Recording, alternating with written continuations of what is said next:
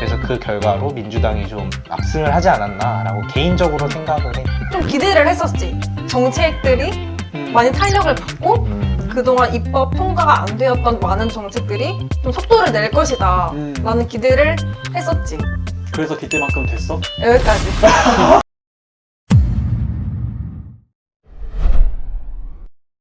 22대 총선이 곧 4월 10일에 예정되어 있어요. 그래가지고 우리가 1, 2와 같은 컨텐츠를 한 건데 우리가 모두 잘 알고 있는 내용이지만 짧게 정리를 하자면 대선은 누굴 뽑는 거야?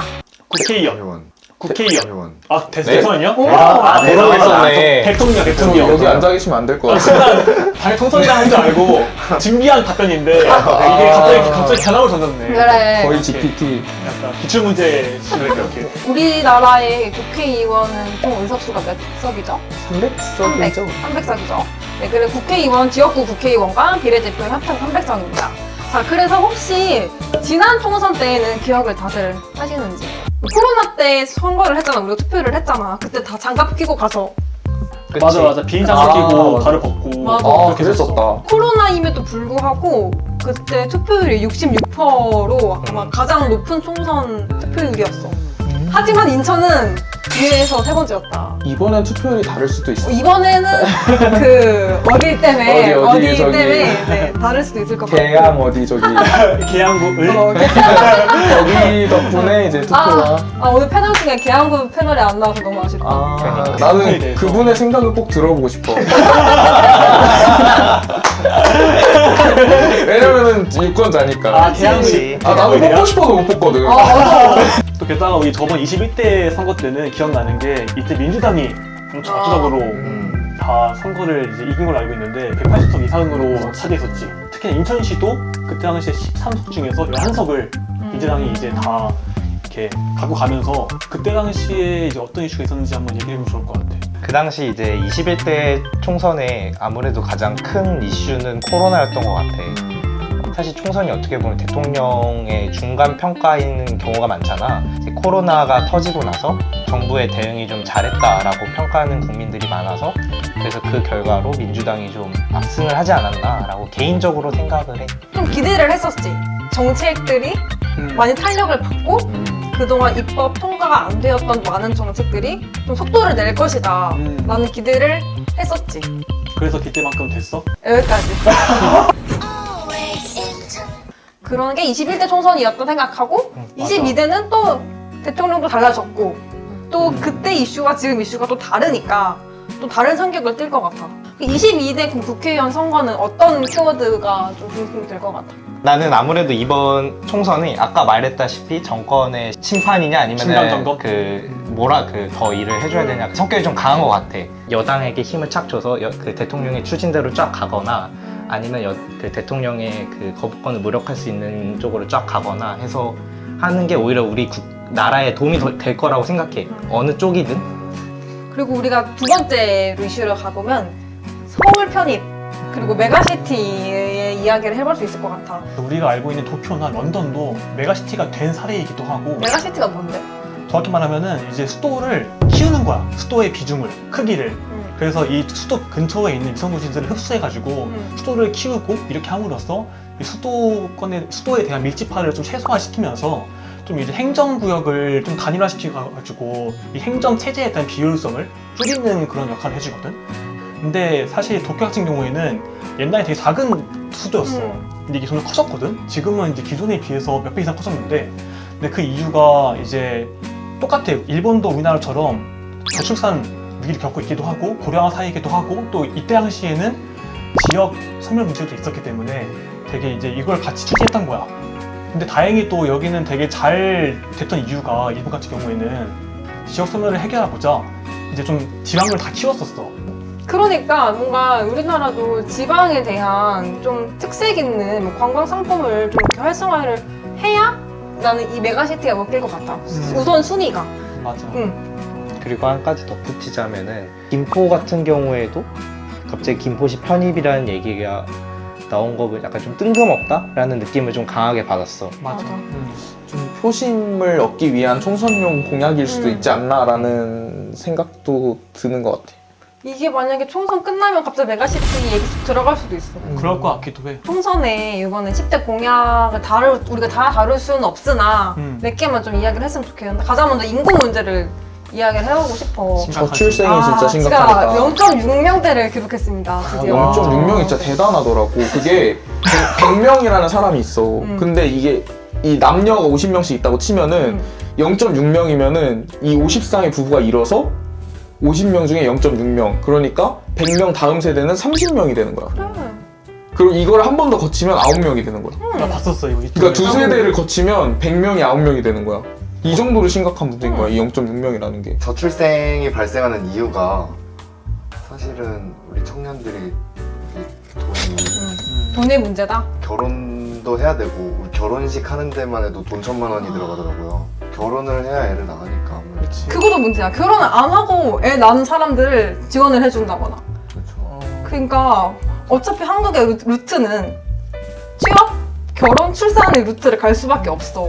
근데 그 중에 솔직히 결혼을 안 하고 아이를 낳은 사람들도 있을 거고. 외국은 엄청 많대 그게. 맞아. 그게 혼외자에 대한 맞아. 자연스러운 거래. 그 맞아. 결혼을 안 하고 애를 낳는 음. 것들이 음. 되게 자연스러운 현상이라고 하더라고. 근데 이제 나는 한국인 정서상 그렇게까지 가기는 좀 힘들지. 힘들다고 봐. 그러면 결혼을 하고자 하는 사람들의 정책을 더 해야 한다. 그 정책의 방향성이 결혼 안 하고 아예 안 가져 이 사람들의 포커스가 아니라 가지려고 하는 사람들의 포커스를 줘야 한다. 그러면 인구가 0.6은 아니더라도 한 7? 5.7, 8까지 좀 올라가지 않을까? 양 당에서도 이거에 좀 집중을 해서 공약을 낸 것 같아. 맞아. 어떻게 보면 이제 먼저 여당이 국민의힘에서는 배우자가 출산휴가 1개월 유급을 의무화하는 그런 공약을 냈더라고. 이번에 민주당에서도 보니까 18세까지 20만 원 월 아동수당을 주겠다라는 공약이 있더라고. 그래서 보면은 국민의힘 같은 경우에는 좀 출산 휴가, 이제 1개월 유급 휴가 이런 제도적인 부분에서 좀 공약을 내줬다면 민주당에서는 좀 현금성 공약을 좀 줬던 것 같아. 신혼부부에 대한 1억 원 대출 무이자 뭐 이런 부분들. 그러니까 현금성이냐 제도적이냐 이런 쪽에서 좀 얘기를 해봐도 좋을 것 같은데 나 같은 경우는 이제 좀 제도적인 개선이 먼저 되는 게 어떨까라는 생각이 있어. 왜냐면 현금 공약 같은 거랑 현금 정책 같은 경우는 지금까지 나는 좀 많이 해왔다고 생각하거든. 그러니까 돈을 이만큼 줬는데 안 되니까 돈을 더 늘려보자. 아니면 돈을 줬는데 안 되니까 제도를 개선해보자. 이렇게 된다고 치다면 나는 제도를 먼저 개선해보면 어떨까. 지금까지 돈을 줬는데 안 돼봤으니. 이 문제는 정말 쉽지 않은 것 같아. 그리고 사실 이런 문제가 해결되려면 결국 민생이 다 해결이 돼야 먹고 사는 문제가 해결돼야 되는 건데 사실 청년들의 민생은 보통 우리 뭐 전세 사기 특히 인천에 많았고 그리고 또 사회 초년생들이 많이 겪었어. 막 그런 거나 혹은 뭐 이번에 민주당에서 제기했던 월 3만 원 청년 패스, 뭐 5만 원 국민 패스 이런 것도 있을 수 있고. 월 3만 원 청년 패스는 솔직히 말해서 이게 뭐야? 이게 뭐야? 그러니까 이게 월 3만 원만 내면은 이 교통카드를 무제한으로 수도권, 서울 수도권에 있는 버스, 지하철을 무제한으로 사용할 수 있다. 이런 제도인데 사실 기후동행 카드 같은 경우도 6만 5천 원에 무제한을 해주겠다 하는데도 엄청 몰리고 이거 정말 좋은 혜택이다 라고 생각하는 상황인데 3만 원이 사실 가능할까? 이게 어찌 보면은 진짜 포퓰리즘일 수도 있지 않을까라는 생각은 조금 있는 것 같아요. 이게 내가 알기로 이재명 대표가 직접 아이디어를 낸 공약이라고 들었어. 근데 이재명 대표의 그 주된 그 공약 중 하나가 기본소득이잖아. 거기에 좀 기한한 정책이라는 생각이 들고 나오면은 쓸 것 같은데 이게 국가의 빚을 늘릴 수 있다라는 비판을 받을 수는 있을 것 같아. 근데 그러면은 좀 청년들에게 직접적으로 혜택을 주는 정책이잖아. 그치. 그래서 오히려 더 청년들의 정책 관심도도 증가할 수 있는 계기가 될 수 있지 않을까 그렇게 생각해. 좀 피부에 와닿는 정책인 거네. 난 저게 된다고 하면은 내가 저거 제일 많이 이용하지. 저거 된다고 하면 진짜로. 그치. 우리가 아마 제일 많이 진짜 이용할 거야. 그쪽에 되려면은 좀 약간 헛없는 데 돈이 이제 좀 쏟아져 나가는 거를 막고 그 다음에 해야 좀 실현될 수 있을 것 같다. 그러면 주 4일제 기업 도입 4일째 지원 가능하다. 이거는 주 4일제는 가능하다고 생각해? 가능하다고 생각할 수는 있을 것 같은데 그 기업들의 자유에 맡기면 난 좋을 것 같아. 그러니까 주 4일제를 강요할 수는 없을 것 같아, 기업에. 그러니까 저 4일제만 일해도 효율이 날 수 있는 기업이 있을 수 있고 5일을 다 일해야만 효율이 나는 기업이 있을 거 아니야. 그래서 그거에 맞춰서 자유롭게 도입을 하게 한다라면 나는 찬성이지. 근데 어떻게 보면은 주 5일제 얘기 나왔을 때도 나라 망한다, 맞아. 기업들 다 망한다, 우리나라 가난해진다 이런 얘기 많았잖아. 근데 사실상 지금 어떻게 보면은 주 5일제를 도입함으로써 그 가족들과의 시간을 보내면서 소비도 진작되고 오히려 그런 우려거리가 하나도 없었던 거를 보면은 주 4일제 도입도 나는 나쁘지 않을 거라는 생각이 들어. 그 우려할 만한 부분들을 기업은 어떻게든 돈을 버는 곳이니까 어떻게 해서든 해결하는 방향을 찾아내지 않을까? 물론 정부에서도 고민을 해봐야 되겠지만 그래서 나는 주 4일제 도입에 대해서는 반대하는 입장은 아니야. 우리가 진짜 우리 총선의 시작부터 그리고 22대 총선까지 정말 많은 이야기를 했는데 혹시 더 이야기해보고 싶은 부분이 있어? 이 공약 중에서 좀 관심 있는 부분에 대해서 얘기를 한 명씩 하면 좋을까? 간단하게. 나 먼저 하자면 나는 좀 기후위기, 에너지 쪽에 좀 관심이 많은 사람인데 그 중에서 내가 좀 관심 있게 보는 부분이 플라스틱 정책이야. 이제 어찌 됐든 우리나라는 전 세계적으로 탄소 중립을 선언한 상태고 그래서 나는 개인적으로 내 개인적인 아이디어인데 기업들이 탈플라스틱 대책으로 재질이라고 해야 될까? 그걸 통일을 하면 어떨까라는 생각이 들어. 뭐 예를 들어서 우리가 알고 있는 페트병 같은 경우에도 뭐 뚜껑부터 비닐까지 다 페트병으로 통일한다던가 이런 식으로 하게 되면은 재활용할 때도 좀 더 쉽지 않을까? 그냥 하나로 딱 버리면 재활용도 더 높아지니까. 영웅이는? 나는 이제 외국인 고용한도 탄력성 강화에 관심이 좀 있는데 일단 이거는 우리나라 저출생 문제랑 좀 이어질 것 같아. 왜냐면 저출생이 커질수록 이제 아무래도 외국인 좀 이렇게 수용하는 더 태도가 바뀔 거 아니야. 그런데 이제 기본적으로 적용되는 법안이 외국인을 고용할 거면은 우리나라 국민과의 비율이 5대1이 돼야 돼. 우리나라 국민 5명 고용해야 외국인 1명 고용할 수 있어. 이런 법안이 있어. 근데 실제로 이미 이제 이런 고용 한도 때문에 비자 없이 국거체를 하는 외국인들이 이제 신원 조회도 안 된 상태에서 그냥 일하기도 해. 이럴 바에 차라리 그냥 진짜 아예 비자를 주고 신원도 다 등록해놓고 문제가 안 생기게 이렇게 좀 해주면 어떨까 싶긴 하거든. 그래서 나 그런 방면에서 외국인 고용도 탄력성 강화는 되게 좋은 정책인 것 같아.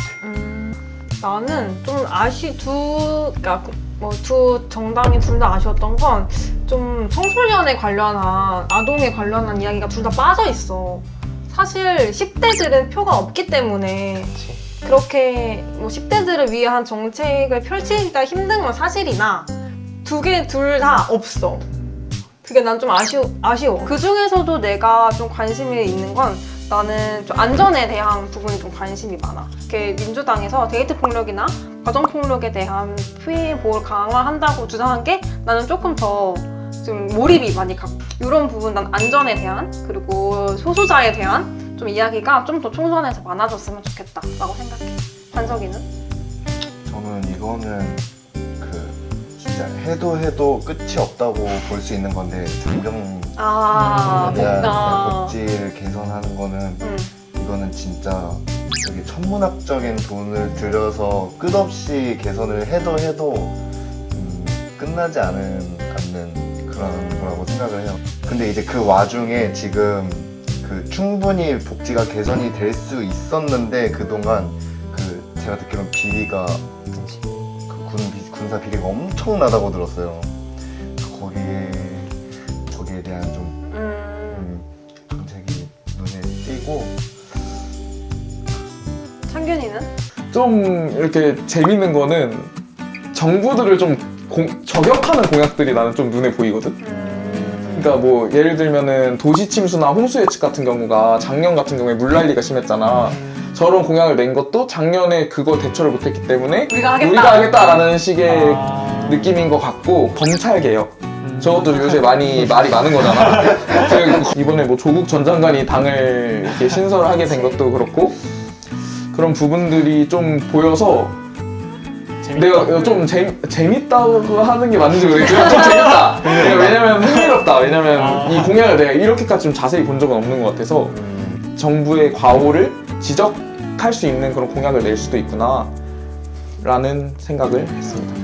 아마 아까 얘기했던 그런 현 정부에 대한 심판론에 그치. 대한 내용이 그치. 있는 것 같아. 그 심판론에 대한 내용이 반영된 것 같아. 그래서 우리가 지금 21대 총선부터 22대 총선까지 지금 쭉 훑어봤어. 그래서 아마 우리가 지금 오늘 얘기했던 게 4월 10일에 있는 투표에 아마 영향을 우리가 미치는 바람을 다 갖고 있고, 우리가 다음 컨텐츠도 총선에 대한 재밌는 얘기로 다음에는 인천에 대한 걸 좀 자세히, 인천 공약들을 좀 자세히 보면 좋을 것 같다는 생각이 들어서 그럼 다음에는 어떨까? 인천 얘기로 준비해서 오도록 하겠습니다. 안녕! 안녕.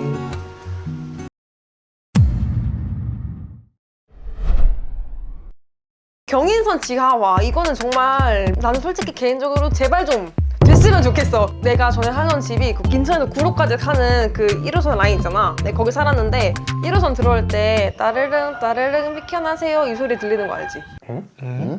고속도로에? 아니 지하철. 지하철에?